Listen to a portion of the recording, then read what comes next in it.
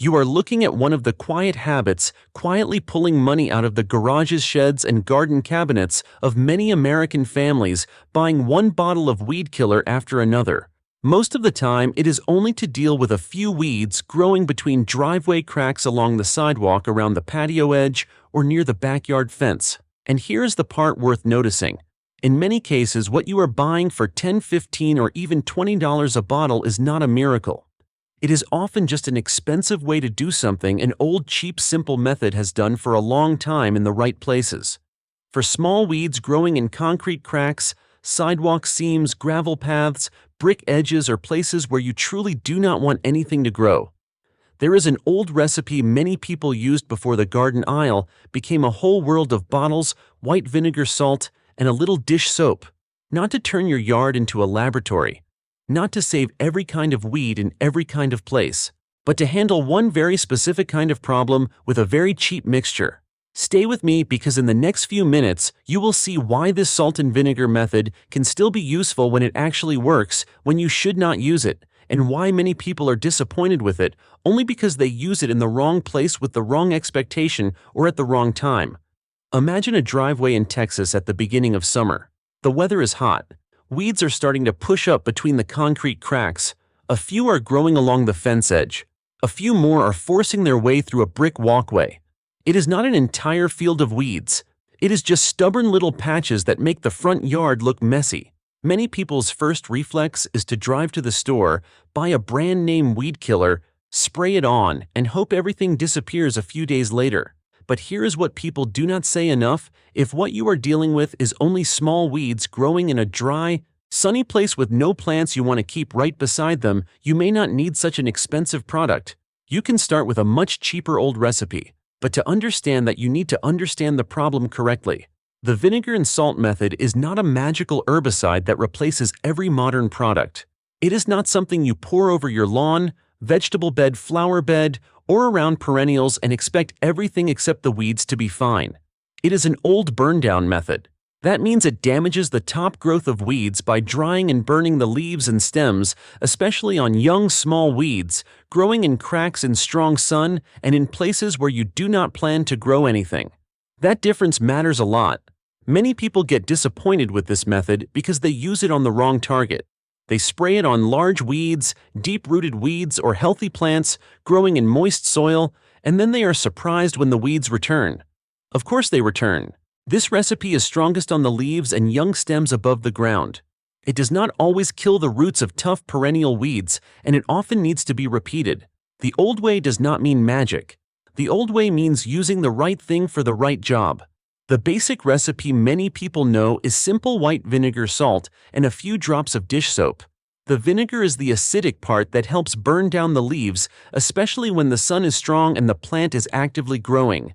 The salt increases the drying effect and makes that spot harder for plants to grow in again. But that is exactly why salt is the part you must be most careful with. Dish soap is not there to kill the weed. It simply helps the liquid stick to the leaf surface instead of rolling off in droplets. You only need a little.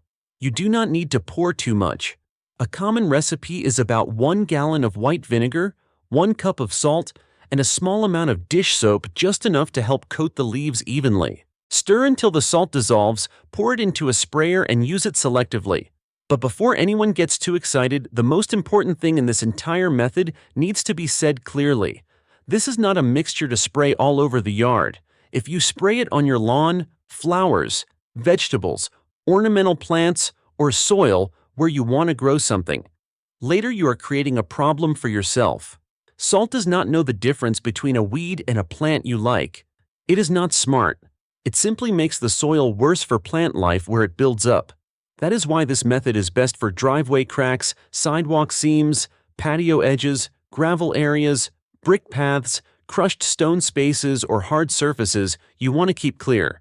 It is not a good choice for garden beds, vegetable patches, or lawns. Imagine a suburban house in Arizona. The sun is harsh. Small weeds are growing between stepping stones and along the driveway edge. This is where the old method can work best. Choose a dry day with no rain right after and preferably strong sun. Spray directly onto the weed leaves, just enough to wet the surface. You do not need to spray like you are watering the ground. If the weeds are young and the sun is strong enough, you may see them start to wilt fairly quickly. But if the weed is old woody or growing in a large clump, you may only make it look bad for a few days before it comes back. In that case, you may need to pull it, scrape the crack, or repeat the treatment. That does not mean the method failed. It means it is a simple tool, not a magic spell. People in the past often understood one principle very well. Small weeds are easier to handle than large weeds. If you let weeds grow thick, tall, and deep-rooted before trying to spray them once and be done, you have turned an easy job into a hard one. With vinegar and salt, that is even more true. It works better when used early on young weeds in small areas, and when you are willing to observe the result and treat again if needed. For an apartment in California or a small house in Florida with only a few weeds growing in front cracks or walkway seams, this method can save a lot of money. You do not need to buy a whole bottle of commercial weed killer just to handle a few clumps between bricks. You need a small sprayer, careful aim, and enough calm weather that the mixture does not drift onto plants you want to keep.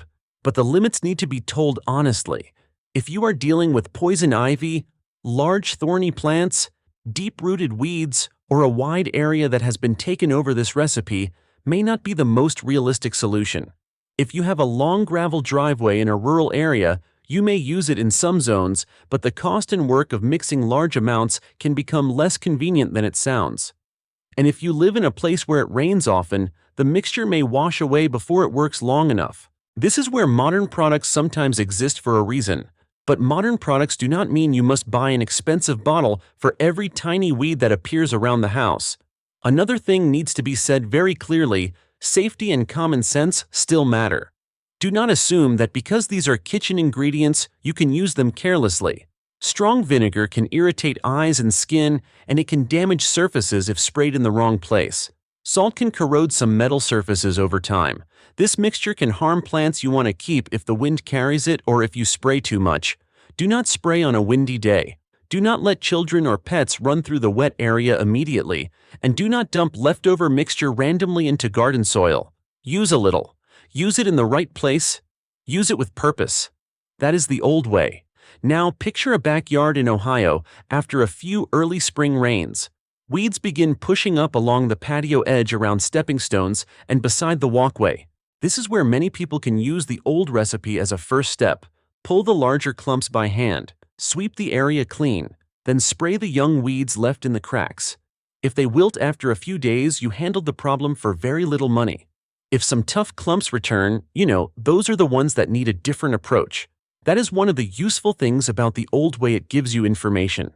It does not just kill weeds, it helps you observe your ground more carefully. And that is what modern life often makes us forget.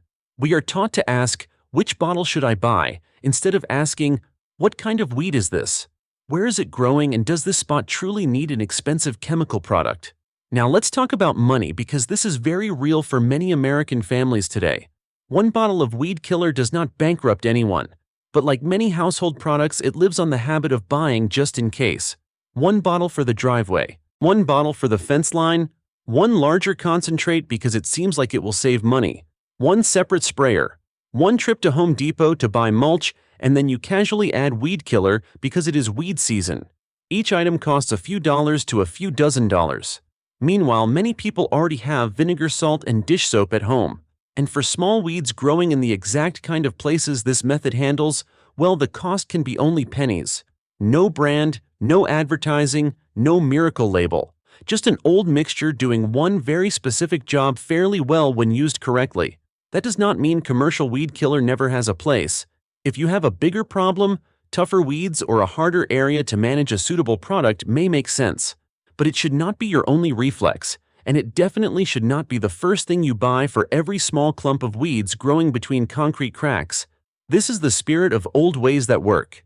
It is not about fighting every modern product. It is about remembering that many small problems around the home were once handled in cheaper, simpler ways that were often good enough. A spray bottle of vinegar, salt, and a little dish soap will not replace everything. But for young weeds in driveway cracks, walkways, gravel spaces, and patio edges, it is still an old method worth remembering. Old knowledge didn't disappear because it stopped working.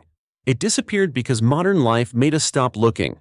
An old mixture in a spray bottle is not as flashy as a new weed killer on a store shelf, but it reminds you of a simple truth. Sometimes you do not need an expensive solution. You need the right solution in the right place. The old way was not primitive, it was practical. And before you buy another bottle of weed killer, look at the weeds in front of you and ask, is this truly a problem that needs a new product, or does it only need a little vinegar, a little salt, a little soap? Strong sun and patience, old ways that work.